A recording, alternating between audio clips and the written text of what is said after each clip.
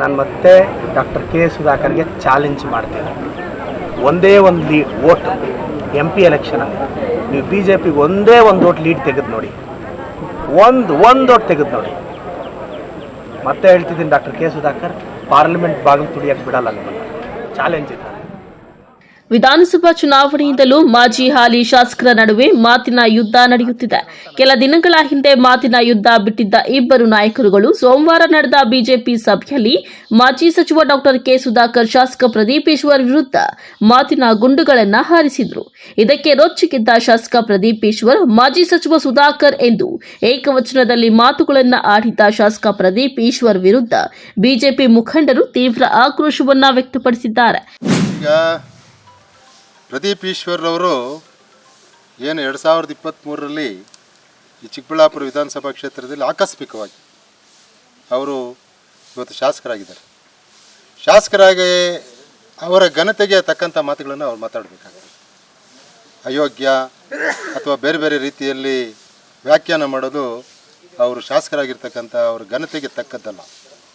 ಬಹುಶಃ ಒಂದು ಸವಾಲನ್ನು ಹಾಕಿದ್ದಾರೆ. ಏನು ಚಿಕ್ಕಬಳ್ಳಾಪುರ ವಿಧಾನಸಭಾ ಕ್ಷೇತ್ರದಲ್ಲಿ ಒಂದು ಮತ ಜಾಸ್ತಿ ತಗೊಳ್ಳಿ ಸಾಕು ಅಂತ.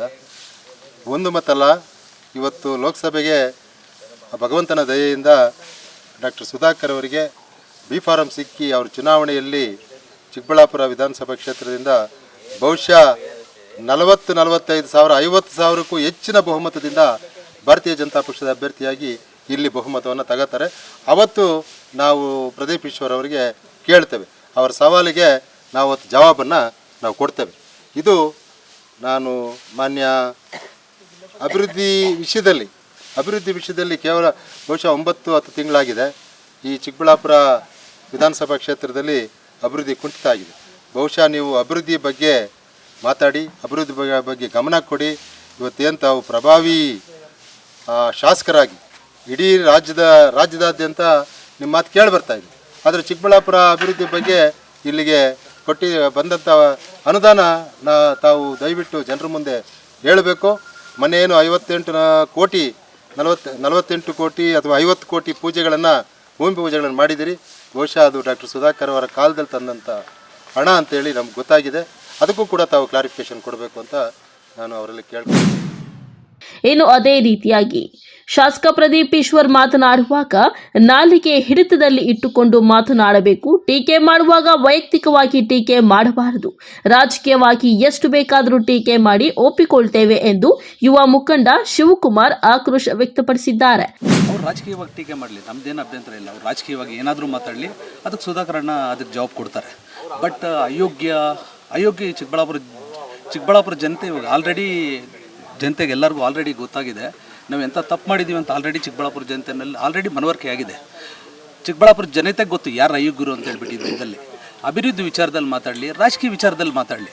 ಮೊನ್ನೆ ನಾವೆಲ್ಲ ನಮ್ಮ ಹಾಲು ಉತ್ಪಾದಕರ ಅಧ್ಯಕ್ಷರುಗಳೆಲ್ಲ ಬಂದು ನಾವು ಮೀಟಿಂಗ್ ಮಾಡ್ತಾಯಿದ್ವಿ. ಅಲ್ಲಿ ಸುಧಾಕರಣ್ಣ ಏನು ಹೇಳಿದ್ದು ಅದನ್ನು ಒಂದು ಸರಿ ಅಲ್ಲ 2 ಸರಿ ತೆಗೆದು ನೋಡಲಿ. ಅವರು ಅದ್ರ ಬಗ್ಗೆ ಕೂಲಂಕುಷವಾಗಿ ಪರಿಶೀಲನೆ ಮಾಡಿ ಸುಧಾಕರಣ್ಣನವ್ರು ಏನು ಮಾತಾಡಿದ್ದಾರೆ ಅನ್ನೋದನ್ನು ತಿಳ್ಕೊಂಡು ಅದ್ರ ಬಗ್ಗೆ ಜವಾಬ್ ಕೊಡಬೇಕು. ಅದು ಬಿಟ್ಬಿಟ್ಟು ಬಾಯಿಗೆ ಏನು ಬಂದರೆ ಅದನ್ನೆಲ್ಲ ಮಾತಾಡ್ತಾ ಇದ್ದರೆ ನಾವು ಅಂತೂ ನೋಡ್ಕೊಂಡು ಸುಮ್ಮನೆ ಕೂತ್ಕೊಳ್ಳೋದಿಲ್ಲ. ಇದು ಮುಂದಿನ ದಿನಗಳಲ್ಲಿ ಇದಕ್ಕೆ ತಕ್ಕ ಪಾಠ ಕಲಿಸ್ತೀವಿ. ಪ್ರದೀಪ್ ಈಶ್ವರ್ ಅವರೇ, ದಯವಿಟ್ಟು ಹೇಳ್ತಾ ಇದ್ದೀವಿ, ನಾಲ್ಕೆ ಹಿಡಿತದಲ್ಲಿ ಇಟ್ಕೊಂಡು ಮಾತಾಡಿ. ಸುಧಾಕರಣ್ಣವ್ರ ಬಗ್ಗೆ ಮಾತಾಡಬೇಕಾದ್ರೆ ಸುಧಾಕರಣ್ಣ ಏನು ಅಂತ ಹೇಳ್ಬಿಟ್ಟು ಇಡೀ ಕರ್ನಾಟಕ ಜನತೆಗೆ ಗೊತ್ತು. ಅದನ್ನು ನೀವು ಹೇಳಬೇಕಾಗಿಲ್ಲ. ಅವ್ರ ಯೋಗ್ಯತೆ ಬಗ್ಗೆ, ಅವ್ರ ಯೋಗ್ಯತೆ ಏನು ಅಂತ ಹೇಳ್ಬಿಟ್ಟು ಅವ್ರಿಗೆ ಗೊತ್ತು. ಫಸ್ಟ್ ನಿಮ್ಮ ಯೋಗ್ಯತೆ ಏನು ಅಂತ ಹೇಳ್ಬಿಟ್ಟು ನೀವು ತಿಳ್ಕೊಳ್ಳಿ. ಮಾತಾಡಿ, ಅಭಿವೃದ್ಧಿ ವಿಚಾರದಲ್ಲಿ ಮಾತಾಡಿ. ಚಿಕ್ಕಬಳ್ಳಾಪುರದಕ್ಕೆ ಏನು ಬೇಕೋ ಅನುದಾನ ತೊಗೊಂಬಂದು ಹೆಂಗೆ ಅಭಿವೃದ್ಧಿ ಮಾಡಬೇಕು ಅದ್ರ ಬಗ್ಗೆ ಯೋಚನೆ ಮಾಡಿ. ಅದು ಬಿಟ್ಬಿಟ್ಟು ನೀವು ಈ ಥರ ಮಾತಾಡ್ತಾ ಇರೋದು ಇದು ಸರಿ ಇಲ್ಲ. ನೀವೊಬ್ಬ ಯೂತ್ ಆಗಿದ್ದೀರಾ, ನಿಮ್ಮನ್ನು ಫಾಲೋ ಮಾಡೋರು ಸುಮಾರು ಜನ ಇರ್ತಾರೆ. ಇದನ್ನ ನೋಡಿ ಬೇರೆ ಹುಡುಗರು ಕಲಿಬೇಕು. ಅದನ್ನು ಬಿಟ್ಬಿಟ್ಟು ನೀವು ಈ ಥರ ತಿಳುವಳಿಕೆ ಇಲ್ಲದೇ ಇರೋಂಥ ಸ್ಟೇಟ್ಮೆಂಟ್ಗಳು ಕೊಡ್ತಾ ಇದ್ದರೆ ನಮಗೆ ಏನು ಮಾತಾಡಬೇಕೋ ಗೊತ್ತಾಗ್ತಾ ಇಲ್ಲ. ಅದನ್ನ ಬಗ್ಗೆ ಅವ್ರು ಮೊನ್ನೆ ಒಂದು ವಿಚಾರ ಹೇಳಿದ್ದಾರೆ. ನಾನು ದಲಿತ ನಾಯಕರನ್ನ ಯಾವ ಥರ ಗುರುಸಿದ್ದೀನಿ, ಅವ್ರು ಹೇಳಿದ್ರಲ್ಲಿ ತಪ್ಪೇನಿದೆ? ನೀವು ಎತ್ಕೊಂಡು ಹೋಗ್ಬಿಟ್ಟು ಗೋರಿಬಿದನೂರಿನವ್ರನ್ನ ಕೂಡ ಅಧ್ಯಕ್ಷನ ಮಾಡಿದ್ರೆ ಅವ್ರು ಹೇಳಿದಾರಪ್ಪ, ಅದನ್ನಲ್ಲಿ ತಪ್ಪೇನಿದೆ? ಇರೋದನ್ನೆಲ್ಲ ಮಾತಾಡಿರೋದು ಇಡೀ ಚಿಕ್ಕಬಳ್ಳಾಪುರ ಜನತೆಗೆ ಗೊತ್ತು, ಇಡೀ ಕರ್ನಾಟಕಕ್ಕೆ ಗೊತ್ತು ನೀವು ಏನು ಮಾಡಿದ್ದೀರಾ ಅಂತ ಹೇಳ್ಬಿಟ್ಟು. ನೀವು ಇಡೀ ಕರ್ನಾಟಕದಲ್ಲಿ ಮನೆ ಮಾತಾಗಿದ್ದೀರಾ. ನಮ್ಮ ನಾಗರಾಜಣ್ಣ ಅವ್ರು ಆಗಲೇ ಹೇಳಿದ್ರು, ಮನೆ ಮಾತಾಗಿದ್ದೀರಾ, ಬರೀ ಏನರಲ್ಲಿ ಮಾತಾಗಿದ್ದೀರಾ? ಬರೀ ಬಾಯಲ್ಲಿ ಮಾತಾಗಿದ್ದಾರೆ ಅಷ್ಟೇ ಬಿಟ್ಟರೆ ಇನ್ನು ಮಾಡಿದ್ದೇನೂ ಇಲ್ಲ. ಅದನ್ನ ಬಗ್ಗೆ ನೀವು ತಿಳ್ಕೊಳ್ಳಿ. ದಲಿತರ ನಾಯಕರಿಗೆ ನಿಮ್ಮ ಥರ ಅವರು ಅಂಬೇಡ್ಕರ್ ಫೋಟೋ ಎದೆ ಮೇಲೆ ಇಟ್ಕೊಂಡು ಯಾವುದೋ ಪ್ರಾಮಿಸ್ಗಳು ಮಾಡಿಲ್ಲ.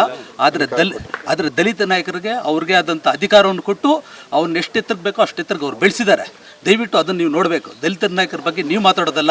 ಸುಧಾಕರ್ ಅಣ್ಣನವರು ಅವ್ರನ್ನ ಎಷ್ಟು ಯಾವ ಲೆವೆಲ್ಗೆ ಅವ್ರನ್ನ ತೊಗೊಂಡೋಗಿದ್ರು ಅನ್ನೋದು ಸುಧಾಕರ್ ಅಣ್ಣನಿಗೆ ಗೊತ್ತಿದೆ. ದಯವಿಟ್ಟು ಈ ವಿಚಾರದಲ್ಲಿ ಒಟ್ಟಾರೆ ಕೆಲ ದಿನಗಳಿಂದ ನಿಂತಿದ್ದ ಮಾಜಿ ಹಾಲಿ ಶಾಸಕರುಗಳ ಟಾಕ್ ವಾರ್ ಈಗ ಲೋಕಸಭಾ ಚುನಾವಣೆ ಸಮೀಪಿಸುತ್ತಿದ್ದಂತೆ ಮತ್ತೆ ಶುರುವಾಗಿದ್ದು, ಇದು ಯಾವ ಮಟ್ಟಕ್ಕೆ ಹೋಗುತ್ತೆ ಎಂಬುದನ್ನು ಕಾದು ನೋಡಬೇಕಾಗಿದೆ. ಕಳವಾರ ಅರುಣ್, MMTV ನ್ಯೂಸ್, ಚಿಕ್ಕಬಳ್ಳಾಪುರ.